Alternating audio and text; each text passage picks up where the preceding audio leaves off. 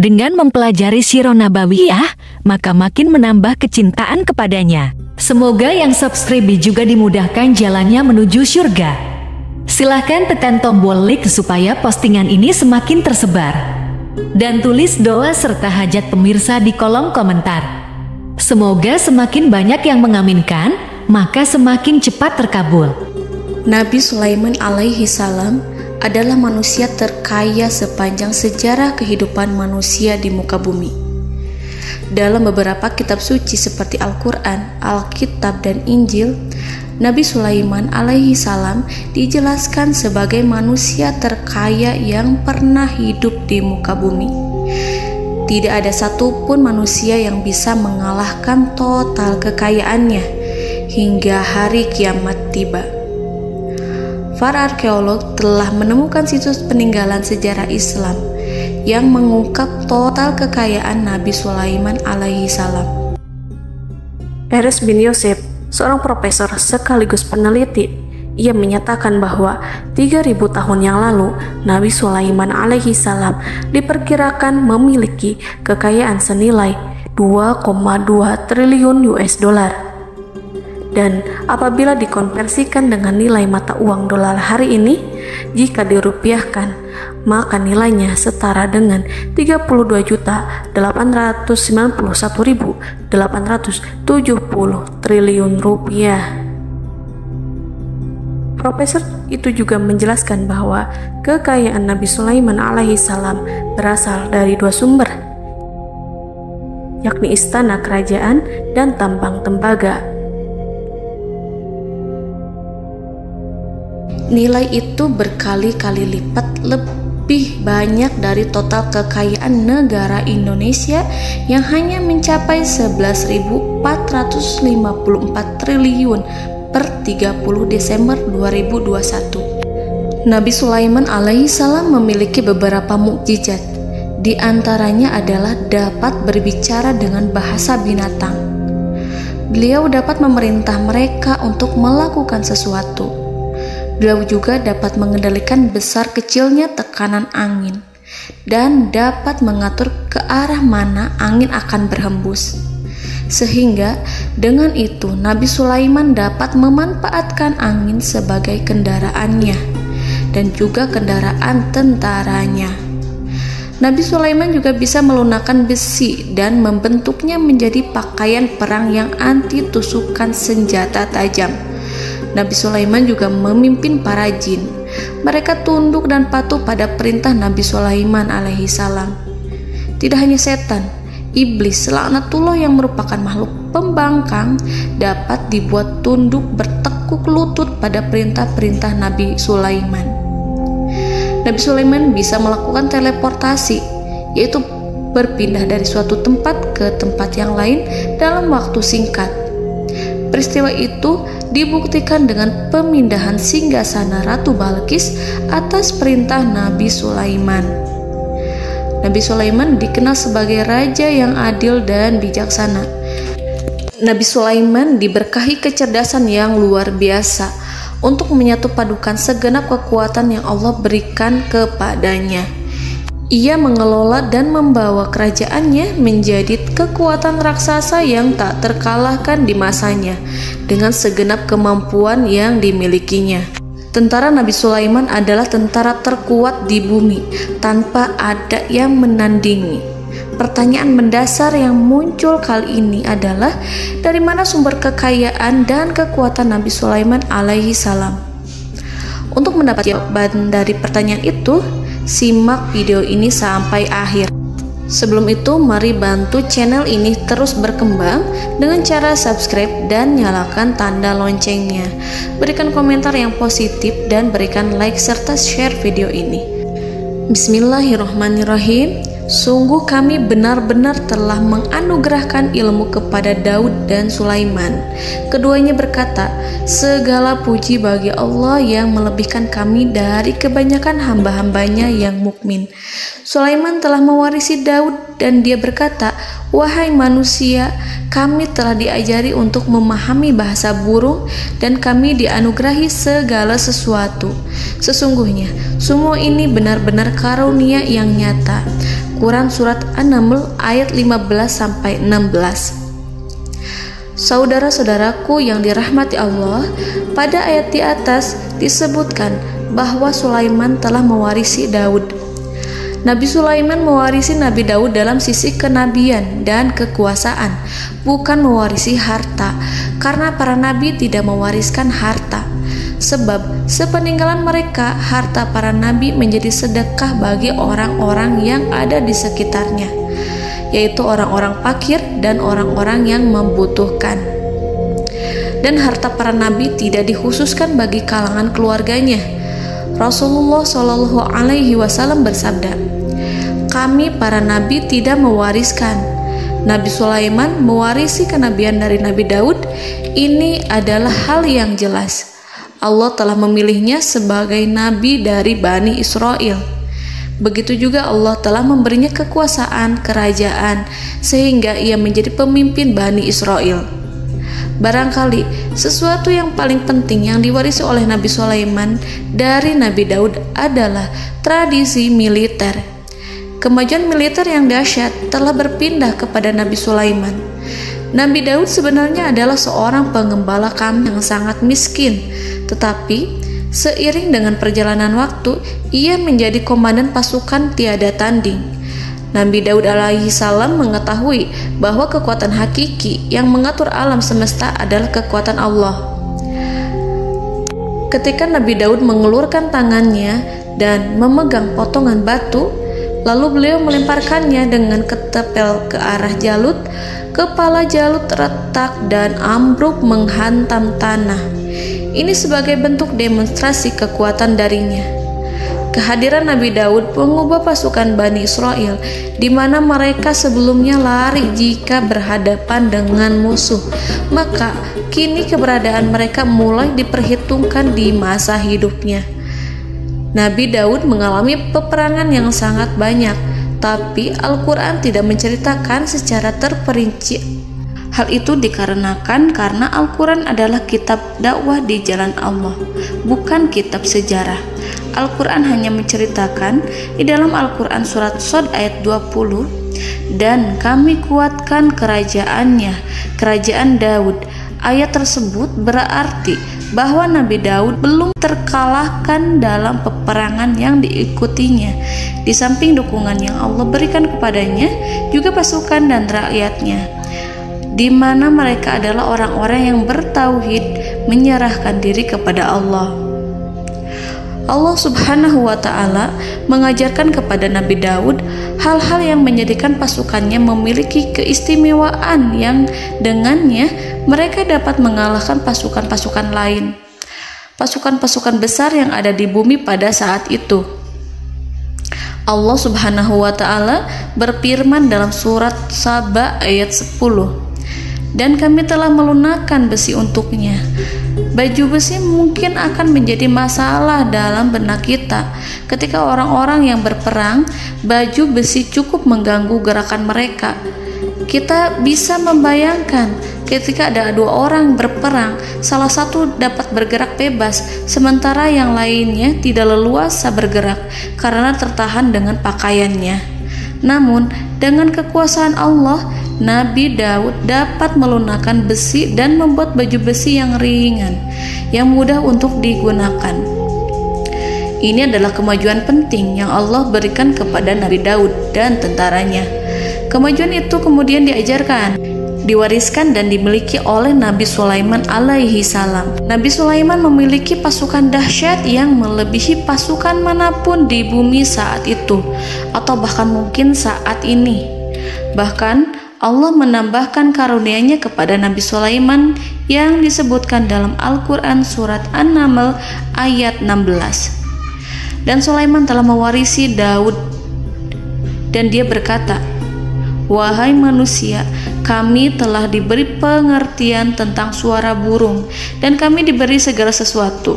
Sesungguhnya ini benar-benar suatu karunia yang nyata." Saudara-saudaraku yang dirahmati Allah, pada suatu hari Nabi Sulaiman alaihi salam menengadahkan tangannya dan berdoa kepada Allah Subhanahu wa ta'ala. Antara hati Nabi dan Allah tidak ada penghalang, tidak ada jarak, tidak ada sekatan waktu, tidak ada satupun dari para nabi yang berdoa kepada Allah kecuali doanya pasti dikabulkan. Doa Nabi Sulaiman alaihi salam direkam dalam Al-Quran surat Shad ayat 35. Nabi Sulaiman berkata, "Ya Tuhanku, ampunilah aku, anugerahkanlah kepadaku kerajaan yang tidak dimiliki oleh seorang pun sesudahku." Nabi Sulaiman menginginkan dari Allah sesuatu kerajaan yang belum pernah diperoleh oleh siapapun setelahnya. Allah Subhanahu wa ta'ala mengabulkan doa Nabi Sulaiman dan memberinya kerajaan tersebut. Nabi Sulaiman mewarisi kekuasaan, kenabian, hikmah ilmu dari Nabi Daud alaihi salam. Orang-orang menyebut Nabi Sulaiman Al-Hakim, Sulaiman yang bijaksana. Kebijaksanaan Nabi Sulaiman tidak terbatas pada keadilannya di tengah-tengah manusia dan juga kasih sayangnya kepada mereka. Namun, kebijaksanaan Nabi Sulaiman juga berlaku di kalangan burung dan binatang lainnya. Nabi Daud juga mengenal bahasa burung, tetapi Nabi Sulaiman dapat berbicara dengan bahasa burung. Bahkan, ia dapat menggantikannya sebagai pembantunya. Ketika Nabi Daud bertasbih di gunung, burung-burung serta binatang buas ikut bertasbih bersamanya.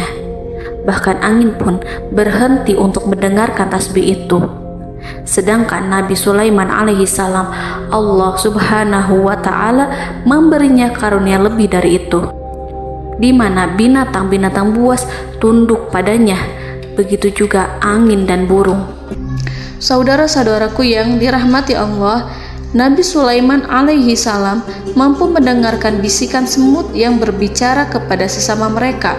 Bahkan ia mampu memerintahkan semut tersebut sehingga semut itu menjadi taat pada perintahnya. Pasukan Nabi Sulaiman memiliki kekuatan yang sangat dahsyat. Belum pernah ada di dunia ini satu pasukan pun yang memiliki kekuatan seperti itu. Kekuatan Nabi Sulaiman berasal dari beberapa kombinasi yang sangat mengagumkan, sehingga karenanya ia tidak dapat tertandingi. Kekuatan itu terdiri dari manusia, binatang-binatang, jin, dan lain sebagainya. Kita mengetahui bahwa jin adalah makhluk Allah dan manusia tidak mampu melihatnya atau menghadirkannya atau meminta pertolongan kepadanya. Sedangkan Nabi Sulaiman telah diberi Allah suatu kemampuan untuk menundukkan jin, memperkerjakan mereka sebagai tentara di tengah-tengah peperangan. Bahkan ia mampu menjadikan mereka sebagai pekerja-pekerja kasar di kerajaannya saat tidak ada peperangan. Oleh sebab itu, ketika ada pasukan lain yang mencoba melawan pasukan Nabi Sulaiman, mustahil mereka akan mendapatkan kemenangan. Bahkan pasukan Nabi Sulaiman diperkuat oleh pasukan burung. Burung di pasukan Nabi Sulaiman memerankan tugas penting, yaitu menjadi agen intelijen. Kita mengetahui bahwa peranan informasi saat peperangan adalah hal yang penting. Dari informasi tersebut, pasukan dapat mengetahui keadaan lawannya. Demikianlah peranan burung pada pasukan Sulaiman. Ia terbang di tengah-tengah musuh. Kemudian, ia kembali kepada Nabi Sulaiman untuk menyampaikan berita tentang keadaan lawannya. Di samping jin dan burung, Allah juga menundukkan angin untuk Nabi Sulaiman. Nabi Sulaiman dapat memerintahkan angin dan ia mampu untuk menaiki angin tersebut. Dalam Al-Quran surat Shad ayat 36-40, Allah Subhanahu wa ta'ala berfirman, "Kami tundukkan kepada angin yang berhembus dengan baik menurut kemana saja yang dikehendaki Sulaiman. Dan kami tundukkan pula kepadanya setan-setan, semuanya ahli bangunan dan penyelam, dan setan yang lain yang terikat dalam belenggu. Inilah anugerah kami, maka berikanlah kepada orang lain atau tahanlah untuk dirimu tanpa perhitungan, dan sesungguhnya dia mempunyai kedudukan yang dekat pada sisi kami dan tempat kembali yang baik."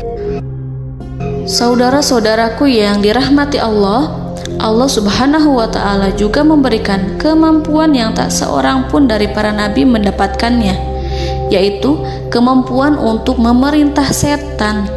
Setan adalah salah satu bagian dari jin. Ia adalah kelompok yang celaka dari bangsa jin. Kelompok ini sebenarnya tidak mampu dikuasai oleh manusia. Bahkan jin yang soleh tidak dapat mengatur setan. Adapun Nabi Sulaiman, Allah telah memberinya kekuasaan untuk menundukkan setan dan mempekerjakannya, bahkan mengikatnya dengan rantai serta menghukumnya jika ia menentang pada perintahnya. Setan membangun untuk Sulaiman istana-istana, patung-patung dan alat-alat perang. Bahkan setan-setan itu menyelam ke dasar lautan untuk mengeluarkan permata dan yakut untuk Sulaiman. Jika di antara setan yang menentang perintahnya, maka Nabi Sulaiman alaihi salam mengikatnya dengan rantai. Ini semua menunjukkan kekayaan Nabi Sulaiman dan kekuasaannya, di mana ia mampu mengatur banyak makhluk di bumi ini. Tentu saja, kemampuan itu semua adalah atas izin dari Allah Subhanahu wa Ta'ala sebagai mukjizat darinya. Allah Subhanahu wa Ta'ala berfirman dalam Al-Quran surat Saba ayat 12, dan sebagian dari jin adalah yang bekerja di hadapannya di bawah kekuasaannya dengan izin Tuhannya, dan siapa yang menyimpang di antara mereka dari perintah kami, maka kami rasakan kepadanya azab neraka yang apinya menyala-nyala. Para jin itu membuat untuk Sulaiman apa yang dikehendakinya, dari gedung-gedung yang tinggi, patung-patung, dan piring-piring yang besarnya seperti kolam, atau periuk yang tetap berada di atas tungku. Saudara-saudaraku yang dirahmati Allah, Nabi Sulaiman yang bijaksana adalah penguasa yang tak tertandingi di muka bumi. Meskipun memperoleh nikmat-nikmat khusus yang agung itu yang Allah berikan kepada Sulaiman, beliau tetap menunjukkan dirinya sebagai manusia yang paling banyak berzikir kepada Allah dan manusia yang paling banyak bersyukur di zamannya. Saudara-saudaraku yang dirahmati Allah, sebagaimana Allah Subhanahu wa Ta'ala memberikan nikmat kepada ayahnya Nabi Daud alaihi salam, di mana ia mampu melunakkan besi, dan Allah mengajarinya bagaimana cara mencairkan besi, maka Nabi Sulaiman alaihi salam dapat memanfaatkan tembaga yang cair untuk peperangan. Dan juga di saat perdamaian, pada saat peperangan, beliau mencampur tembaga dengan besi dan menjadikannya perunggu. Mereka menggunakan senjata-senjata perunggu dalam peperangan seperti pedang, baju besi, dan juga pisau. Senjata-senjata ini adalah senjata yang paling kuat pada saat itu. Sedangkan di saat damai, tembaga digunakan untuk membuat bangunan, perhiasan, dan sebagainya. Meskipun Nabi Sulaiman mendapatkan nikmat yang besar dan karunia yang khusus, Allah Subhanahu wa Ta'ala mengujinya dengan suatu ujian yang dahsyat. Ujian yang akan selalu datang kepada seorang hamba yang soleh. Ketika hamba itu mendapatkan kedudukan besar, maka ujiannya pun menjadi besar. Allah Subhanahu wa Ta'ala menguji Nabi Sulaiman dengan penyakit. Diceritakan oleh Fahru Roji, Nabi Sulaiman diuji dengan suatu penyakit yang keras, di mana kedokteran saat itu tidak dapat dan tidak mampu mengatasinya. Sakitnya Nabi Sulaiman sangat keras sehingga para dokter dari kalangan manusia ataupun jin tidak mampu menghilangkan penyakit itu. Lalu burung-burung menghadirkan rumput-rumput yang dianggapnya sebagai obat, tetapi Nabi Sulaiman tak kunjung sembuh. Semakin hari penyakit Nabi Sulaiman semakin menjadi-jadi, sehingga ketika Nabi Sulaiman duduk di atas kursi, ia duduk bagaikan tubuh tanpa roh. Seakan-akan ia mati karena saking keras penyakit yang dideritanya. Sakit yang diderita oleh Nabi Sulaiman alaihi salam berlangsung sangat lama. Namun Nabi Sulaiman tidak henti-hentinya berzikir kepada Allah dan meminta kesembuhan kepadanya, serta selalu beristighfar dan mengungkapkan rasa cinta kepadanya. Selesailah ujian Allah terhadap hambanya Nabi Sulaiman. Beliau pun sembuh Nabi Sulaiman merasakan kembali kesehatannya setelah ia mengetahui segala kejayaan dan segala kekuasaan serta segala kebesarannya tidak lagi mampu menghilangkan penyakit yang dideritanya kecuali jika Allah menghendaki. Saudara-saudaraku yang dirahmati Allah, Nabi Sulaiman telah membangun tempat ibadah, tempat sujud, sehingga manusia menyembah Allah di dalamnya. Orang-orang yang membangunnya berjumlah puluhan ribu orang. Tentu setiap kelompok dari mereka memiliki pekerjaan masing-masing. Di antara mereka ada yang mencairkan tembaga, di antara mereka ada yang tukang pahat, ada yang tukang ukir, ada yang membelah batu, ada yang memotong kayu, ada yang mendatangkan rumput-rumput dari Libanon, ada yang mendatangkan emas dan menjadikannya lempengan-lempengan yang mengkilat untuk menutupi kayu serta untuk melapisi dinding-dinding. Bahkan golongan jin pun membantu membangun tempat tersebut, tentu dengan perintah dan bimbingan Nabi Sulaiman.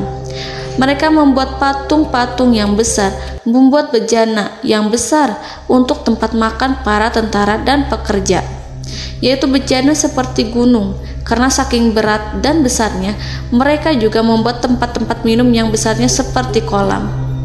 Nabi Sulaiman mengawasi para pekerjanya dan juga mengurusi masyarakatnya, di mana beliau mengenali problem mereka dan berusaha memecahkannya. Beliau juga mengawasi pasukan dari kalangan binatang dan burung. Beliau mengetahui apabila ada satu di antara mereka yang tidak datang, kemana ia pergi serta mengapa ia pergi. Nabi Sulaiman menguasai pengetahuan itu semua.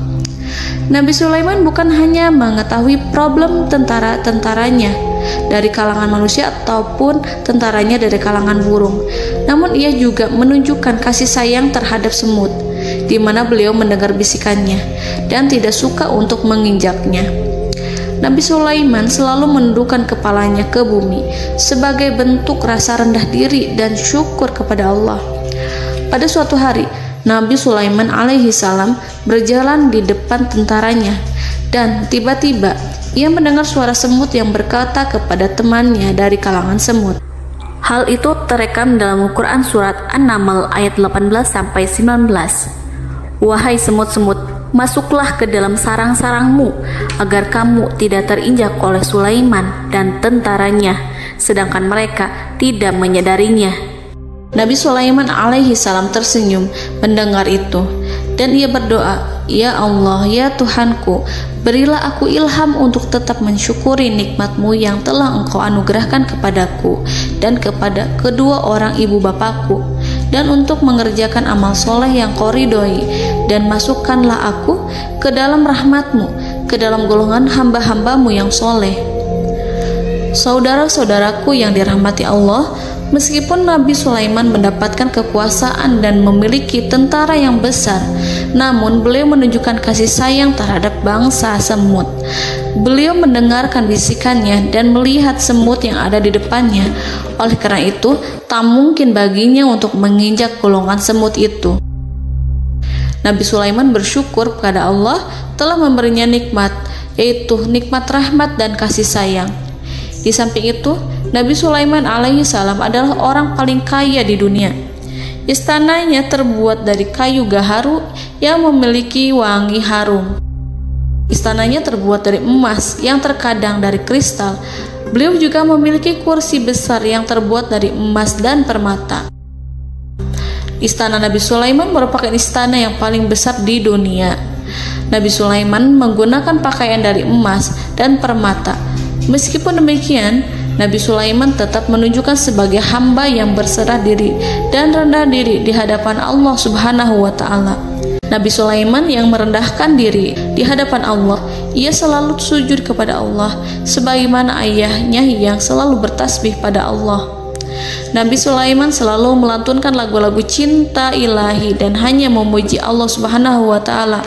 Pada suatu hari, Nabi Sulaiman alaihi salam mengeluarkan perintah kepada pasukannya untuk bersiap-siap.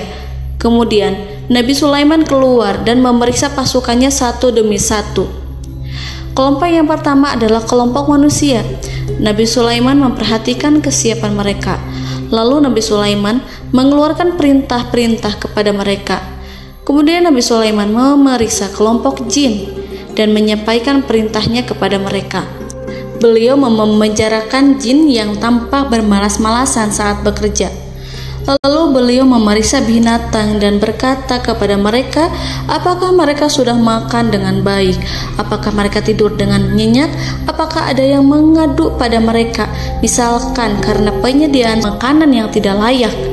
Apakah ada di sana yang sakit dan lain sebagainya? Ketika Nabi Sulaiman merasa puas dengan semuanya, Nabi Sulaiman memasuki tenda tempat berkumpulnya para burung.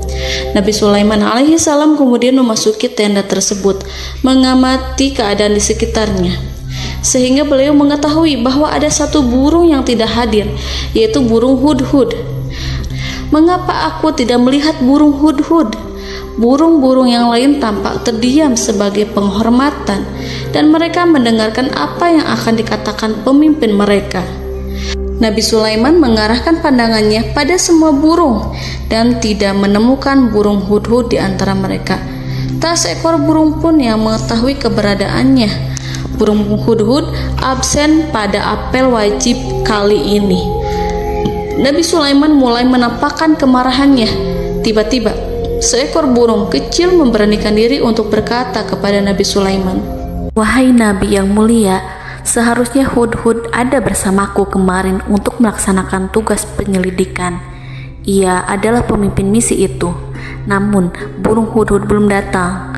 Oleh karena itu, aku tidak pergi bersamanya." Burung itu tampak gemetar. Nabi Sulaiman mengetahui bahwa hudhud tidak hadir dan tak seorang pun mengetahui kemana ia pergi. Burung hudhud pergi tanpa izin terlebih dahulu. Dalam keadaan marah, Nabi Sulaiman berkata, "Sungguh aku benar-benar akan mengazabnya dengan azab yang sangat keras atau benar-benar menyembelihnya, kecuali jika ia benar-benar datang kepadaku dengan alasan yang jelas." Kawanan burung-burung mengetahui bahwa Nabi Sulaiman sedang marah dan telah menetapkan untuk menyiksa burung hudhud atau menyembelihnya atau justru memaafkannya dengan syarat ia datang dengan membawa alasan yang dapat menyelamatkannya, atau dengan kata lain, burung hudhud dapat memastikan bahwa ia melaksanakan tugas yang penting. Nabi Sulaiman menunjukkan kemarahan yang besar sehingga siapapun akan merasa takut kepada Nabi Sulaiman yang marah. Nabi Sulaiman kemudian pergi dari tempat burung tersebut. Nabi Sulaiman masih memikirkan keadaan burung hudhud. Seharusnya burung hudhud menjadi bagian penting dari badan intelijen. Apakah ia pergi untuk menyingkap suatu, atau apakah ia pergi hanya untuk bermain-main? Nabi Sulaiman telah memperhatikan dan mengetahui bahwa burung hudhud adalah seekor burung yang cerdik dan juga fasih berbicara. Terkadang Nabi Sulaiman mendapati burung hudhud sedang bermain-main dan menunda-nunda pekerjaannya. Namun ketika Nabi Sulaiman melihatnya, burung hudhud memahami bahwa perbuatannya tidak benar. Oleh karena itu, ia tidak boleh menyampur adukan antara waktu serius dan waktu bermain. Tidak lama setelah itu, burung hudhud tiba di tempat para burung. Burung-burung yang lain berkata kepadanya, "Wahai hudhud, pergilah engkau ke tempat Nabi Sulaiman. Jika ia mengetahui bahwa engkau telah sampai, jiwamu benar-benar terancam." Mendengar itu, burung hudhud segera beranjak. Ia terbang menemui Nabi Sulaiman. Pada waktu itu, Nabi Sulaiman sedang duduk bersama tentaranya yang lain. Burung hudhud berdiri. Ia telah merencanakan untuk memulai pembicaraan dengan Nabi Sulaiman sebelum Nabi Sulaiman bertanya kepadanya kemana dia pergi. Ini sebagai bukti bahwa hudhud telah melaksanakan suatu tugas yang penting. Dalam Al-Quran Surat An-Naml ayat 22, burung hudhud berbicara, "Aku telah mengetahui sesuatu yang kamu belum mengetahuinya, dan kubawa kepadamu dari negeri Saba suatu berita penting yang diyakini seakan-akan burung hudhud hendak berkata, 'Aku adalah hudhud yang miskin, tapi aku mengetahui apa yang tidak engkau ketahui, dan aku telah datang kepadamu dari kerajaan Saba dengan membawa berita yang sangat penting.'" Nabi Sulaiman tampak terdiam menunggu hudhud menyelesaikan kisahnya. Dalam surat An-Naml ayat 23-24, burung hudhud berkata, Sesungguhnya aku menjumpai seorang wanita yang memerintah mereka. Dia dianugerahi segala sesuatu serta mempunyai singgasana yang besar. Aku mendapati dia dan kaumnya menyembah matahari selain Allah. Dan setan-setan telah menjadikan mereka memandang indah perbuatan-perbuatan mereka, lalu menghalangi mereka dari jalan Allah, sehingga mereka tidak mendapat petunjuk. Burung hudhud diam. Nabi Sulaiman merasa bahwa hudhud menunjukkan kepasihan lisannya. Nabi Sulaiman berkata dalam Quran surat An-Naml ayat 27 sambil menunjukkan senyum manisnya. Nabi Sulaiman berkata, "Akan kami lihat apakah kamu benar wahai hudhud, ataukah kamu termasuk orang-orang yang berdusta." Seakan-akan burung hudhud ingin mengatakan, "Aku tidak berbohong, wahai Nabi yang mulia." Namun diamnya Sulaiman membuat takut sehingga burung hudhud terdiam. Nabi Sulaiman terdiam karena berpikir, lalu ia memutuskan sesuatu setelah itu. Beliau melihat kepada lainnya dan meminta secari kertas. Nabi Sulaiman menulis surat singkat dan menyerahkannya kepada hudhud serta memerintahkan kepadanya seperti yang dikatakan dalam Quran surat An-Naml ayat 28. "Pergilah dengan membawa suratku ini, lalu jatuhkanlah kepada mereka, kemudian berpalinglah dari mereka, lalu perhatikanlah apa yang mereka bicarakan." Al-Quranul Karim hanya menceritakan dalam Quran surat An-Naml bagaimana perginya hudhud dan bagaimana ia menyerahkan surat itu. Lalu Al-Quran langsung menyebut keadaan kerajaan Balqis yang saat itu sedang membaca surat di depan para pembesar kerajaan dan para menterinya.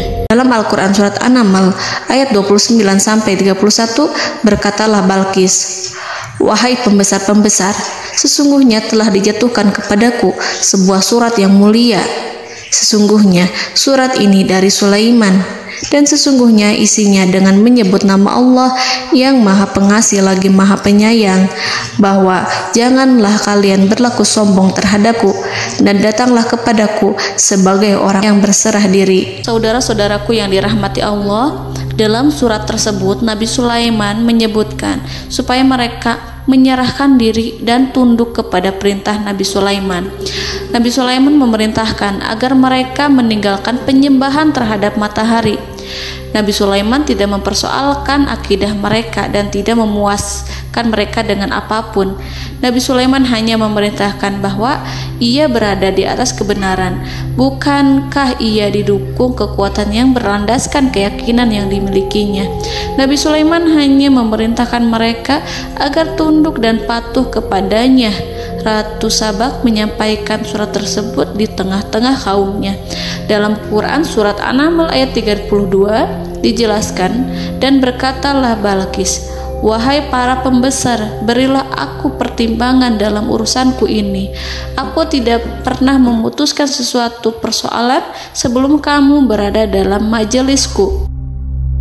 Saudara-saudaraku yang dirahmati Allah, para pembesar istana Balqis menentang surat tersebut.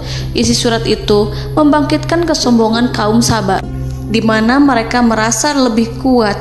Mereka mengetahui bahwa di sana ada seorang yang mencoba menentang mereka dan mengisyaratkan peperangan kepada mereka.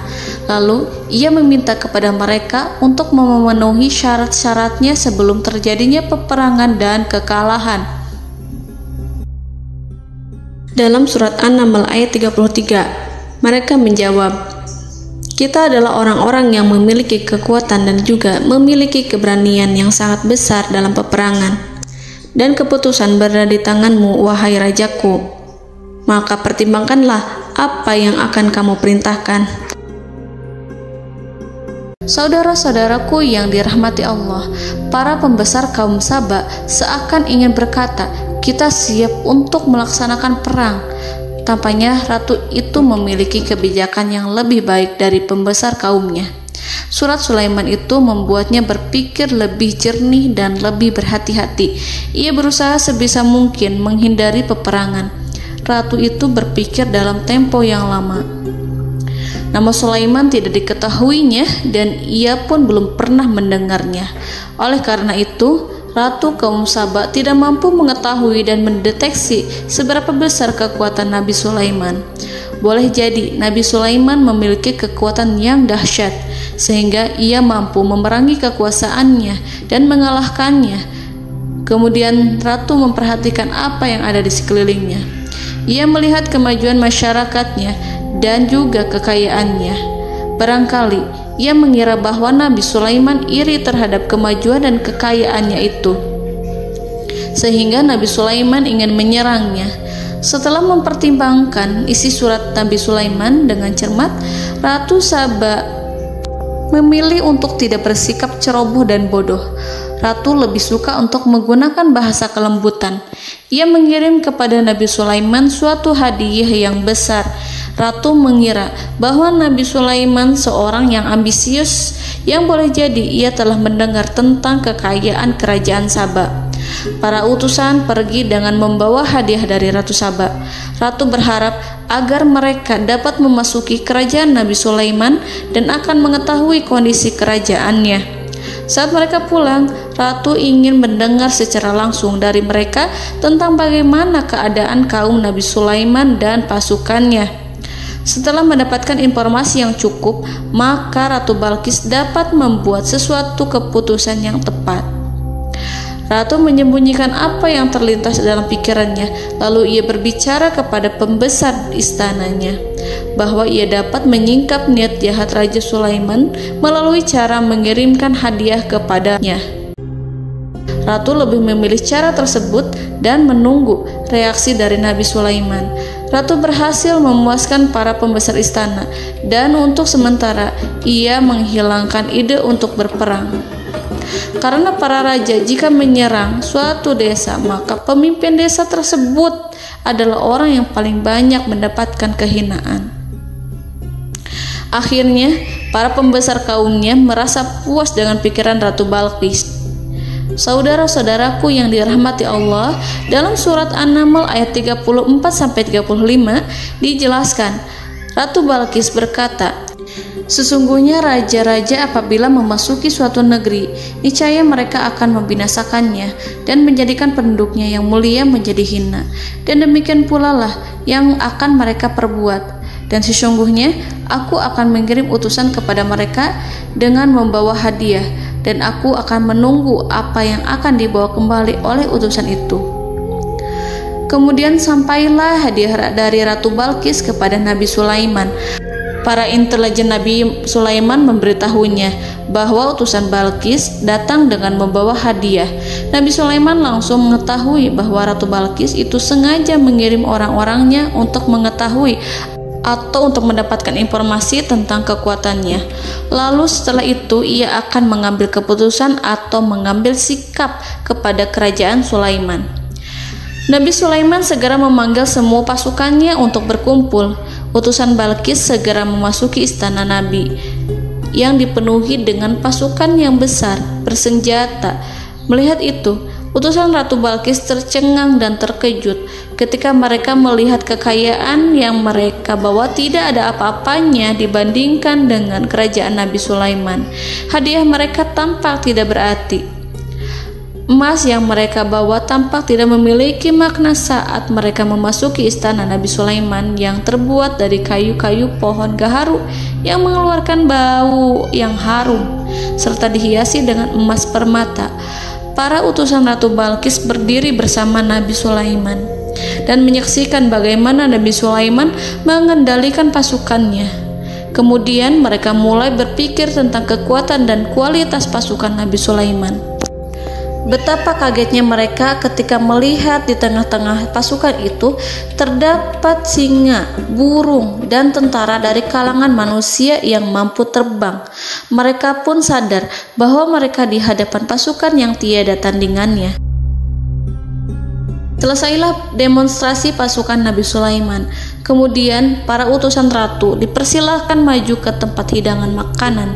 Para utusan itu sangat terkejut ketika melihat berbagai macam makanan dari penjuru dunia ada di depannya. Dan di antara makanan itu terdapat pula makanan yang biasa ditemukan di negeri mereka. Tetapi mereka melihat bahwa makanan itu memiliki rasa yang lebih istimewa. Selain itu, piring-piring yang ada di depan mereka terbuat dari emas dan mereka dilayani oleh laki-laki yang berhias dengan emas. Di meja makan itu terdapat burung, ikan laut, dan berbagai macam daging yang mereka tidak mampu lagi membedakan daging apa itu. Nabi Sulaiman tidak makan bersama mereka, tapi beliau makan dengan menggunakan piring yang terbuat dari kayu. Beliau memakan roti yang kering yang dicampur dengan minyak. Inilah makanan yang dipilih Nabi Sulaiman. Makan bersama mereka dalam keadaan diam, mereka merasa kehadiran Nabi Sulaiman menciptakan suatu wibawa yang luar biasa. Selesai perjamuan itu, lalu dengan sangat malu mereka menyerahkan hadiah dari Ratu Balqis kepada Nabi Sulaiman. Hadiah itu berupa emas yang bagi mereka hadiah itu sangat bernilai tinggi. Tapi di sini hadiah itu tampak kecil di hadapan kekayaan Nabi Sulaiman yang sangat mengagumkan. Nabi Sulaiman memperhatikan hadiah dari Ratu Balqis itu dan berkata dalam Quran surat An-Naml ayat 36, "Maka apa yang diberikan Allah kepadaku lebih baik daripada apa yang diberikannya kepadamu, tetapi kamu merasa bangga dengan hadiahmu." Saudara-saudaraku, Raja Sulaiman menyingkap dengan kata-katanya yang singkat itu penolakannya terhadap hadiah mereka. Ia memberitahu utusan itu bahwa ia tidak menerima hadiah tersebut. Ia tidak merasa puas dengan hadiah itu. Yang membuatnya puas hanyalah, janganlah kalian berlaku sombong terhadapku dan datanglah kepadaku sebagai orang-orang yang berserah diri. Lalu Nabi Sulaiman berkata kepada mereka dengan pelan. Hal itu diabadikan dalam Al-Quran surat An-Naml ayat 37. "Kembalilah kepada mereka, sungguh kami akan mendatangi mereka dengan bala tentara yang mereka tidak kuasa melawannya. Dan pasti kami akan mengusir mereka dari negara itu, yaitu negeri Saba, dengan terhina. Dan mereka akan menjadi tawanan-tawanan yang hina." Saudara-saudaraku yang dirahmati Allah, Nabi Sulaiman kemudian meninggalkan para utusan ratu setelah terlebih dahulu mengancam mereka. Para utusan itu berharap agar Nabi Sulaiman mau menunggu kunjungan Ratu Balqis yang akan membawa misi perdamaian. Akhirnya, sampailah para utusan Ratu Balqis ke negeri Saba. Mereka segera menuju istana sang ratu. Mereka memberitahu bahwa negeri mereka ada di ujung tanduk.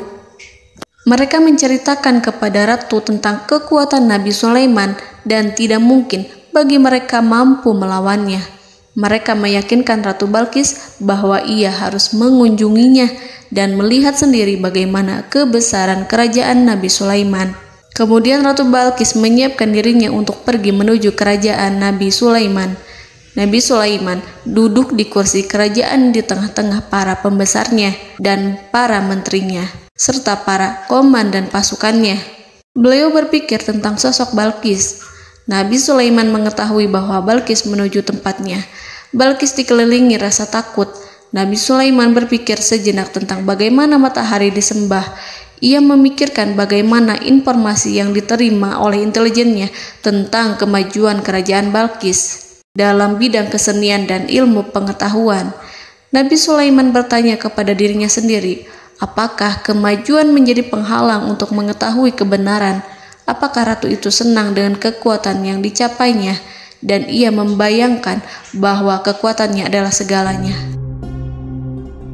Dengan kemajuan yang dimilikinya, Nabi Sulaiman ingin membuat kejutan agar ratu mengetahui bahwa Islam yang diyakini oleh Nabi Sulaiman adalah satu-satunya yang mampu mendatangkan kemajuan dan kekuatan yang hakiki, sehingga ia dapat membandingkan antara keyakinannya dalam menyembah matahari beserta kemajuan yang dicapainya dengan keyakinan Nabi Sulaiman beserta kemajuan yang diraihnya. Saudara-saudaraku yang dirahmati Allah, para mata-mata Nabi Sulaiman telah memberitahunya bahwa hal yang sangat disegani dan dikagumi oleh kaum Balqis adalah kerajaan Saba, yaitu singgasana Ratu Balqis. Singgasana itu terbuat dari emas dan batu delima. Singgasana tersebut dijaga oleh penjaga yang sangat disiplin, di mana mereka tidak pernah lalai sedikit pun. Oleh karena itu, sangat tepat apabila Nabi Sulaiman menghadirkan singgasananya di sini, di kerajaannya. sehingga ketika ratu tiba, maka ia dapat duduk di atasnya. Nabi Sulaiman ingin membuat kejutan kepadanya dan menunjukkan bahwa kemampuannya tersebut yang berlandaskan pada keislaman. Nabi Sulaiman melakukan yang demikian itu dengan harapan agar si ratu tunduk kepadanya. Ide itu terlintas dalam diri Nabi Sulaiman. Lalu ia mengangkat kepalanya dan menoleh kepada anak buahnya. Hal itu diabadikan dalam Quran Surat An-Naml ayat 38. Wahai para pembesar, siapakah di antara kamu sekalian yang sanggup membawa singgasananya kepadaku sebelum mereka datang kepadaku sebagai orang-orang yang berserah diri? Saudara-saudaraku, perhatikanlah ungkapan pikiran Nabi Sulaiman tersebut. Semua pemikirannya berkisar tentang keislaman para penyembah matahari, tentang bagaimana beliau dapat memberikan petunjuk kepada mereka di jalan Allah. Yang pertama menjawab pertanyaan Nabi Sulaiman adalah jin Ifrit. Dalam Quran Surat An-Naml ayat 39, berkatalah Ifrit yang cerdik dari golongan jin, "Aku akan datang kepadamu dengan membawa singgasana itu sebelum kamu berdiri dari tempat dudukmu. Sesungguhnya aku benar-benar kuat untuk membawanya, lagi dapat dipercaya." Nabi Sulaiman berdiri dari tempat duduknya. Setelah 1 jam atau 2 jam, jin itu berjanji kepadanya untuk menghadirkan singgasana Balkis. Sebelum itu, istana Nabi Sulaiman di Palestina, sedangkan istana Balkis terletak di Yaman. Antara singgasana tersebut dengan singgasana Nabi Sulaiman berjarak lebih dari ribuan mil. Barangkali pesawat yang cepat sekalipun yang kita kenal hari ini tidak akan mampu membawa dan mendatangkan istana itu dalam waktu 1 jam. Tetapi masalahnya di sini, berhubung dengan kekuatan jin yang serba misterius, Nabi Sulaiman tidak mengomentari sedikit pun terhadap apa yang dikatakan oleh Ifrit. Nabi Sulaiman tampak menunggu tanggapan lain yang mampu menghadirkan singgasana Balkis yang lebih cepat dari jin Ifrit. Nabi Sulaiman menoleh kepada seorang yang di sana, yang duduk di atas naungan. Hal itu diceritakan dalam Al-Quran Surat An-Naml ayat 40. Berkatalah seseorang yang mempunyai ilmu dari Alkitab, "Aku akan membawa singgasana itu kepadamu sebelum matamu berkedip." Maka tatkala Sulaiman melihat singgasana itu terletak di hadapannya, ia pun berkata, "Ini termasuk karunia Tuhanku untuk menguji aku. Apakah aku akan bersyukur atau mengingkari nikmatnya? Dan barang siapa yang bersyukur, maka sesungguhnya dia bersyukur untuk kebaikan dirinya sendiri. Dan barang siapa yang ingkar, maka sesungguhnya Tuhanku maha kaya lagi maha mulia." Saudara-saudaraku, belum lama seseorang yang mempunyai ilmu dari Alkitab menyatakan kalimatnya, sehingga singgasana itu tiba-tiba ada di depan Nabi Sulaiman, yang mampu menghadirkan singgasana itu lebih cepat dari kedipan mata. Al-Quranul Karim tidak menyingkap kepribadian seseorang yang menghadirkan singgasana itu.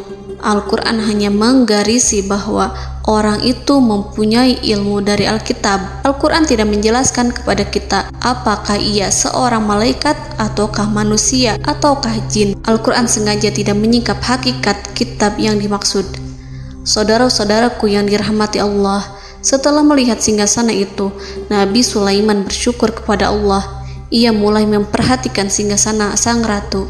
Singgasana tersebut merupakan simbol pembangunan dan juga kemajuan, tetapi tampaknya ia hanya sesuatu yang biasa saja jika dibandingkan dengan kekuasaan dan kebesaran ciptaan yang dibuat oleh manusia dan jin di kalangan istana Nabi Sulaiman. Nabi Sulaiman memikirkan dalam tempo yang sangat lama singgasana Ratu Balkis itu. Kemudian beliau memerintahkan agar singgasana itu diperbaiki, sehingga saat Ratu Balkis datang, dia akan mengujinya. Apakah Ratu Balkis dapat mengenali singgasananya ataukah tidak? Dalam Al-Quran Surat An-Naml ayat 41, Nabi Sulaiman berkata, "Ubahlah baginya singgasananya, maka kita akan melihat apakah dia mengenal ataukah dia termasuk orang-orang yang tidak mengenalnya." Saudara-saudaraku yang dirahmati Allah, Nabi Sulaiman memerintahkan agar dibangun istana yang akan digunakan untuk menyambut Ratu Balkis. Nabi Sulaiman memilih tempat di laut, dan ia memerintahkan agar dibangun suatu istana di mana sebagian besarnya terdiri dari air laut.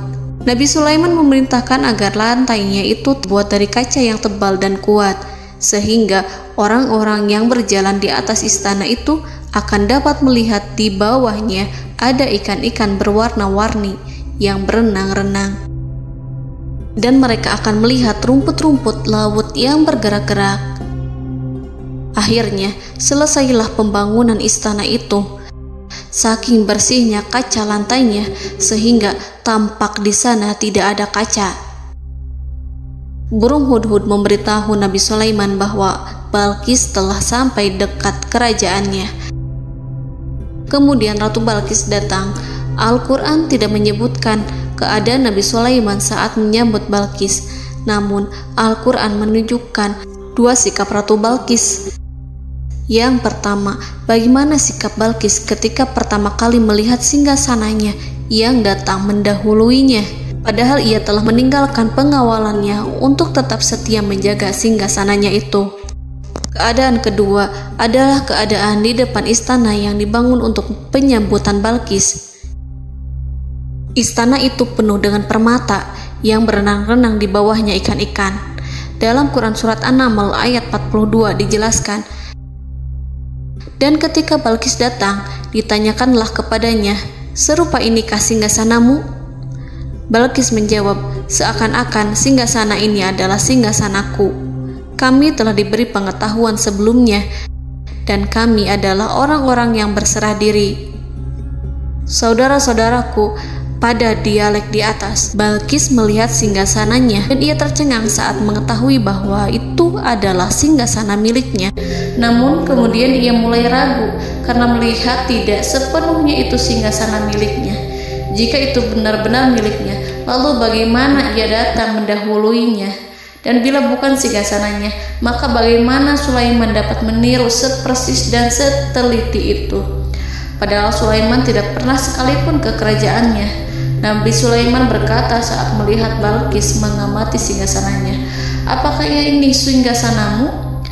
Balqis terlihat sangat kebingungan, namun setelah itu ia menjawab, "Sepertinya benar." Nabi Sulaiman berkata, "Kami telah diberi ilmu sebelumnya dan kami sebagai orang-orang muslim." Saudaraku yang dirahmati Allah, melalui pertanyaan Nabi Sulaiman ingin mengisyaratkan kepada Balqis agar ia membandingkan antara keyakinannya beserta ilmu yang dicapainya dengan keyakinan Nabi Sulaiman yang muslim beserta pengetahuan yang telah diraihnya. Penyembahan terhadap matahari dan pencapaian ilmu yang dicapai oleh Ratu Balqis tanpa tidak ada apa-apanya dibandingkan dengan ilmu Nabi Sulaiman dan keislaman. Nabi Sulaiman telah mendahuluinya dalam bidang ilmu karena keislamannya. Karena itu, sangat mudah baginya untuk mengungguli Balqis dalam ilmu-ilmu yang lainnya. Demikianlah yang disyaratkan dalam pertanyaan Nabi Sulaiman kepada Ratu Balqis. Ratu Saba itu mengetahui bahwa ini adalah singgasananya, di mana singgasana itu datang lebih dahulu daripada dirinya. Beberapa bagian darinya telah diubah saat Balqis masih di perjalanan menuju ke tempat Nabi Sulaiman. Ia berpikir kemampuan apa yang dimiliki Nabi Sulaiman. Ratu Balqis tercengang melihat apa yang disaksikannya, yang berupa buah dari keimanan Nabi Sulaiman dan hubungannya dengan Allah Subhanahu wa Ta'ala. Sebagaimana Balqis juga tercengang ketika melihat kemajuan di bidang ilmu pembangunan, seni, dan ilmu-ilmu yang lainnya. Maka ia tidak lebih kagum lagi saat melihat hubungan yang kuat antara keislaman Nabi Sulaiman dengan ilmunya serta kemajuan yang diraihnya. Dalam Al-Quran Surat An-Naml ayat 43 dijelaskan, dan apa yang disembahnya selama ini selain Allah mencegahnya untuk melahirkan keislamannya, karena sesungguhnya ia terdahulu termasuk orang-orang yang kafir. Saudara-saudaraku yang dirahmati Allah, berguncanglah dalam benak Balqis ribuan hal ketika melihat keyakinan kaumnya runtuh di hadapan Nabi Sulaiman. Ia menyadari matahari yang disembahnya hanya merupakan ciptaan Allah, dan Allah lah yang menggerakkannya untuk hamba-hambanya. Lalu terbitlah matahari kebenaran dalam dirinya. Hatinya diterangi oleh cahaya baru yang tidak akan tenggelam seperti tenggelamnya matahari. Masa keislamannya hanya menunggu waktu. Ratu Balqis memilih waktu yang tepat untuk mengumumkan keislamannya. Allah Subhanahu wa Ta'ala berfirman dalam Quran Surat An-Naml ayat 44. Dikatakan kepadanya, masuklah ke dalam istana. Maka tatkala ia melihat lantai istana itu, dikiranya kolam air yang besar dan disingkapnya 2 betisnya. Berkatalah Sulaiman, sesungguhnya ia adalah istana licin yang terbuat dari kaca. Berkatalah Balqis, wahai Tuhanku, sesungguhnya aku telah berbuat zalim terhadap diriku dan aku berserah diri bersama Sulaiman kepada Allah Tuhan semesta alam. Saudara-saudaraku yang dirahmati Allah, dikatakan kepada Balqis, masuklah ke dalam istana. Ketika ia masuk, maka ia tidak menyaksikan adanya kaca, tetapi ia melihat air, sehingga ia mengira akan bersinggungan dengan air. Lalu ia menyingkapkan sedikit bajunya agar bajunya itu tidak basah. Nabi Sulaiman mengingatkannya tanpa melihatnya agar ia tidak khawatir terhadap pakaiannya, karena pakaiannya tidak akan basah sebab di sana tidak ada air. Itu sekedar kaca yang halus, yang saking halusnya sehingga ia tidak tampak. Pada kesempatan itulah Balqis mengumumkan keislamannya yang mengakui kelalimannya, dan ia menyatakan menyerahkan diri kepada Nabi Sulaiman dan kepada Allah Tuhan semesta alam. Lalu kaumnya pun mengikutinya dan mereka memeluk Islam. Balqis menyadari ia berhadapan dengan penguasa yang terbesar di bumi dan Nabi Allah yang mulia. Untuk pertama kalinya, wajah Sulaiman tampak dihiasi dengan senyuman yang menunjukkan kepuasannya sejak Balqis mengunjunginya. Demikianlah Nabi Sulaiman mewujudkan kejayaannya yang hakiki dan menyebarkan cahaya Islam di muka bumi. Saudara-saudaraku, Al-Quran tidak menyebutkan kisah Balqis setelah keislamannya. Para ahli tafsir mengatakan bahwa ia menikah dengan Nabi Sulaiman.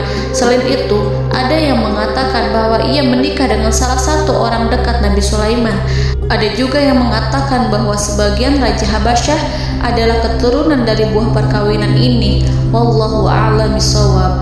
Saudara-saudaraku yang dirahmati Allah, Nabi Sulaiman hidup di tengah-tengah kejayaan dan kemuliaan di bumi. Kemudian Allah menetapkan kematian untuknya, sebagaimana kehidupan Sulaiman berada di puncak kemuliaan dan kejayaan yang penuh dengan keajaiban yang luar biasa, maka kematiannya pun merupakan tanda-tanda kebesaran Allah yang penuh dengan keajaiban. Demikianlah bahwa kematiannya sesuai dengan kehidupannya, sesuai dengan kejayaannya. Allah berfirman tentang kematian Sulaiman di dalam Al-Quran Surat Saba ayat 14. Maka tatkala kami telah menetapkan kematian Nabi Sulaiman, tidak ada yang menunjukkan kepada mereka kematiannya itu kecuali rayap yang memakan tongkatnya. Maka tatkala ia telah tersungkur, tahulah jin bahwa kalau sekiranya mereka mengetahui yang gaib, tentulah mereka tidak akan tetap dalam siksa yang menghinakan. Saudara-saudaraku, kemampuan Nabi Sulaiman untuk menundukkan jin dan mempekerjakan mereka serta hubungan mereka dengan semua itu menimbulkan fitnah di tengah-tengah manusia dalam hal tertentu. Kematian Nabi Sulaiman merupakan batasan jawaban terhadap fitnah ini. Kami tidak mengetahui siapa yang mengklaim bahwa jin mengetahui hal yang gaib. Apakah itu setan yang terkutuk, atau jin yang bodoh, atau manusia yang tertipu? Kami tidak mengetahui siapa yang bertanggung jawab terhadap tersebarnya isu yang keliru ini. Yang kita ketahui adalah bahwa hal tersebut adalah mempengaruhi sebagian manusia dan jin. Barangkali manusia berkata kepada diri mereka, selama jin melakukan perbuatan yang luar biasa ini, maka apa gerangan yang menjadikan mereka tidak mengetahui hal yang gaib itu? Manusia itu lupa bahwa kunci kegaiban berada di tangan Allah. Masalah ilmu gaib tidak akan mampu dikuasai oleh jin dan manusia. Hanya Dia yang mengetahuinya, dan manusia diberitahu hanya sedikit sekali. Saudara-saudaraku yang dirahmati Allah, seakan-akan Allah telah merencanakan bahwa kematian Sulaiman bertujuan untuk menghancurkan pemikiran itu, yaitu pemikiran bahwa jin mengetahui hal-hal yang gaib. Jin bekerja untuk Nabi Sulaiman selama beliau hidup, dan tatkala beliau meninggal, maka tugas mereka menjadi bebas. Nabi Sulaiman meninggal tanpa diketahui oleh jin, sehingga mereka tetap bekerja untuk mereka, tetap mengabdi kepada Sulaiman. Seandainya mereka mengetahui hal yang gaib, niscaya mereka tidak akan meneruskan pekerjaan mereka. Saudara-saudaraku, pada suatu hari Nabi Sulaiman memasuki mihrabnya untuk itikaf ibadah dan beribadah kepada Allah. Tak seorang pun yang berani mengganggu khalwatnya. Mihrab Sulaiman terletak di puncak gunung dan dindingnya terbuat dari permata. Pada suatu hari, Nabi Sulaiman duduk bersandar pada tongkatnya dan ia tampak tenggelam dalam tafakur. Beliau berzikir pada Allah hingga rasa kantuk menguasainya. Lalu setelah itu malaikat maut menemuinya. Nabi Sulaiman pun meninggal. Beliau bersandar kepada tongkatnya. Jin melihatnya dan mengira bahwa beliau sedang sholat, sehingga mereka pun terus melanjutkan pekerjaannya. Berlalulah hari demi hari yang panjang. Datanglah rayap, yaitu semut kecil yang memakan kayu. Hewan itu mulai memakan tongkat Nabi Sulaiman. Rayap itu tampak lapar. Sebagian dari tongkat Nabi Sulaiman dimakan beberapa hari oleh rayap itu.